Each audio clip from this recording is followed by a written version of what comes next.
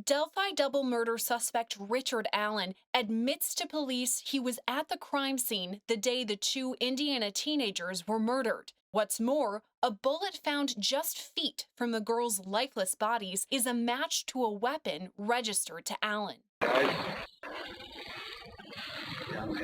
For nearly 6 years, this video was the only clue the public had in the unsolved Delphi murders. The video was taken by one of the victims the day she was murdered and released to the public as investigators searched for more information. Officials now say the man in the video was Richard Allen, who was arrested just last month.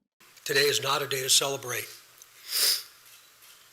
but the arrest of Richard M. Allen of Delphi on 2 counts of murder is sure a major step in leading to the conclusion of this long-term and complex investigation. A newly released probable cause affidavit says, quote, investigators believe the evidence gathered shows that Richard Allen is the male subject seen on the video from victim 2's phone, who forced the victims down the hill. Further, that the victims were forced down the hill by Richard Allen and led to the location where they were murdered.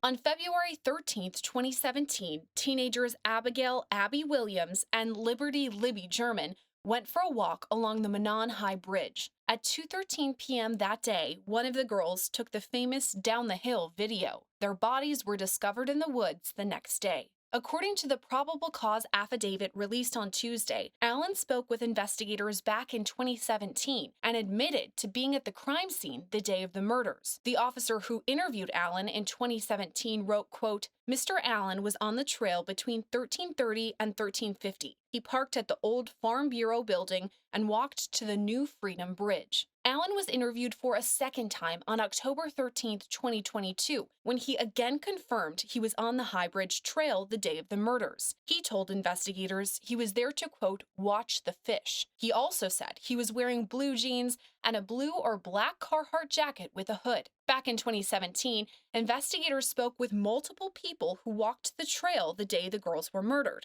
Several witnesses admitted to seeing a man matching Allen's description. One child told investigators she saw a man who was, quote, kind of creepy and wearing, quote, like blue jeans, a like really light blue jacket, and his hair was gray, maybe a little brown, and he did not really show his face. The girl told officials she said hi to the man, but he glared in return. The affidavit reads, quote, she stated he was walking with a purpose, like he knew where he was going. Another witness described a man in the same outfit who, quote, was muddy and bloody. The woman also said, quote, it appeared he had gotten into a fight. Surveillance video captured a vehicle parked near the bridge, matching a 2016 black Ford Focus belonging to Allen. A witness said the vehicle appeared to be, quote, backed in to conceal the license plate of the vehicle. But perhaps the biggest reveal from the newly unsealed document, quote, an unspent .40 caliber round between the bodies of victim 1 and victim 2 was forensically identified to have been cycled through Richard Allen's Sig Sauer model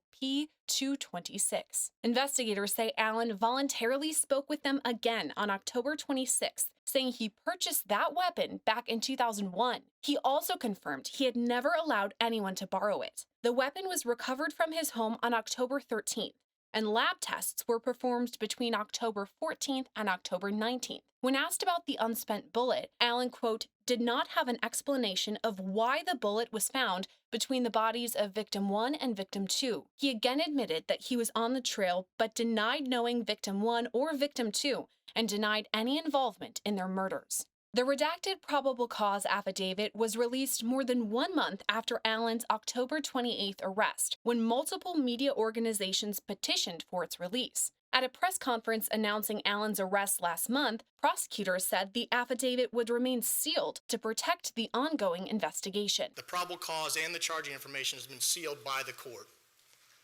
I've been very clear to everybody that per the court order, we cannot talk about the evidence that's in the probable cause or the evidence that's in the charging information. Just 1 day before the affidavit's release, Allen's attorneys petitioned the court for a change of venue, arguing that Carroll County, Delphi's home county with only 20,000 residents, would have a, quote, tainted jury pool. Right now, a jury trial is slated to begin on March 20th of 2023. For the latest developments in this case and all things true crime, stay with Law&Crime Network. I'm Sierra Gillespie.